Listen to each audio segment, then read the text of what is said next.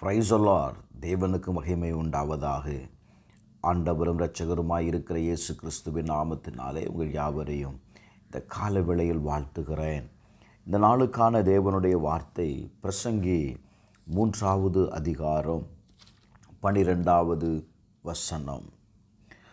மகிழ்ச்சியாய் இருப்பதும் உயிரோடு இருக்கையில் நன்மை செய்வதுமே அல்லாமல் வேறொரு நன்மையும் மனுஷனுக்கு இல்லை என்று அறிந்தேன்.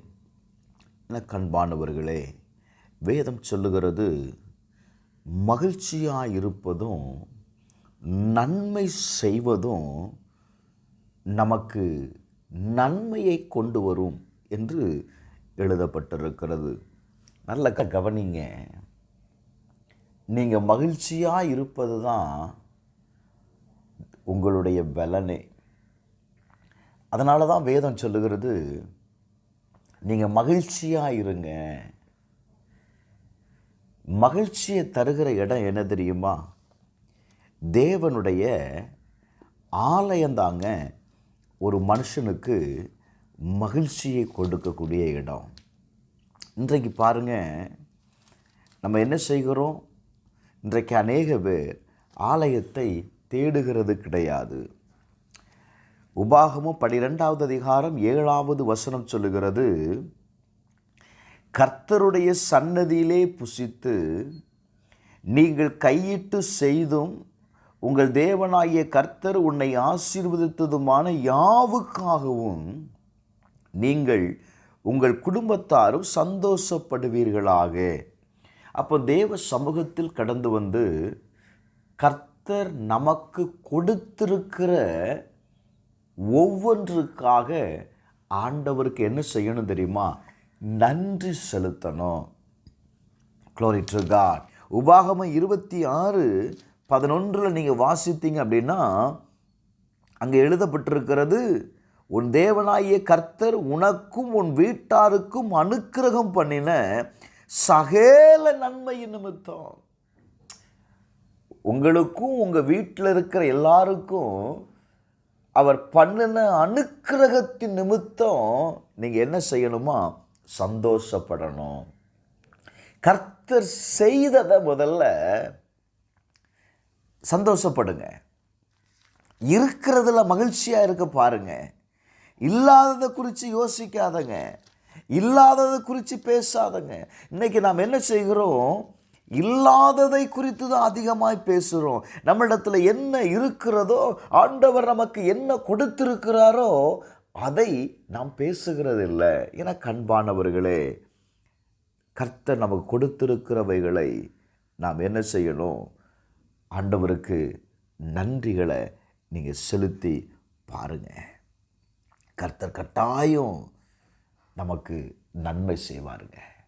பிரசங்கி 2வது அதிகாரம் 24வது வசனத்தில், மனுஷன் புசித்து குடித்து தன் பிரயாசத்தின் பலனை அனுபவிப்பதை பார்க்கிலும் அவனுக்கு ஒரு நன்மையும் இல்லை, இதுவும் தேவனுடைய கரத்திலிருந்து வருகிறது என்று நான் கண்டேன். நம்ம ஒவ்வொரு நாளும் புசித்து குடித்து வாழ்க்கை இருக்கு பாருங்க. இப்போ நீங்கள் வாழ்கிற வாழ்க்கை கூட அது தேவனிடத்திலிருந்து வருகிற வாழ்க்கை தாங்க. அதுவும் ஒரு நன்மை தாங்க.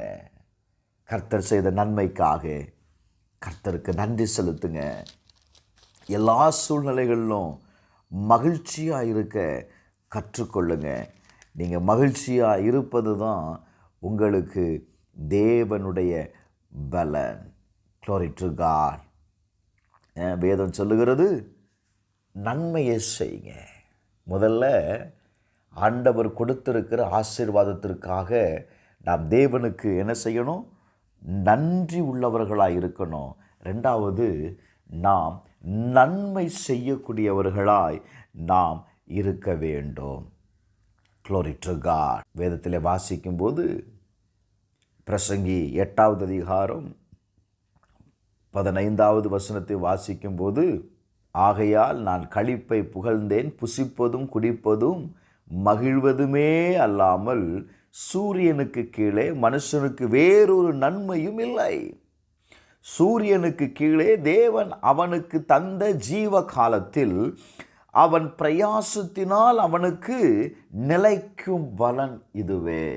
ஏங்க, உங்கள் கையின் பிரயாசத்தை கர்த்தர் ஆசீர்வதிப்பது உங்களுக்கு தேவனால் கொடுக்கப்படுகிற ஒரு பெரிய நன்மைங்க.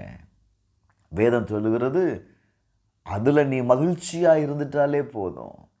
செய்கிற வேலையில் நீங்கள் மகிழ்ச்சியாக இருந்துட்டீங்க அப்படின்னாலே அது கர்த்தர் கொடுக்கிற ஆசீர்வாதம். இன்றைக்கு நாம் கஷ்டப்படுகிறோம், அதற்குண்டான பலனை நாம் பெறுகிறோம் அப்படின்னா அது தேவனால் கொடுக்கப்படுகிற ஆசீர்வாதம். ஆண்டவருக்கு உண்மையாக இருங்க, மகிழ்ச்சியாய் இருங்க, மகிழ்ச்சியாய் கர்த்தரை ஆராதனை செய்யுங்க. உங்கள் குடும்பம் சந்தோஷமாக இருக்கும். ஜெபிப்போமா? பரலோக பிதாவே, நாங்கள் மகிழ்ச்சியாக இருக்க கற்றுத்தாரும். நீர் எங்களுக்கு கொடுக்கிற எல்லாவற்றிலும் உமக்கு நன்றி உள்ளவர்களாயிருக்க உம்மை ஆராதிக்க எங்களுக்கு உதவி செய்யும். எல்லா சூழ்நிலைகளும் மாறட்டும். இயேசுவின் நாமத்தில் ஜெபிக்கிறேன் பிதாவே, ஆமென்.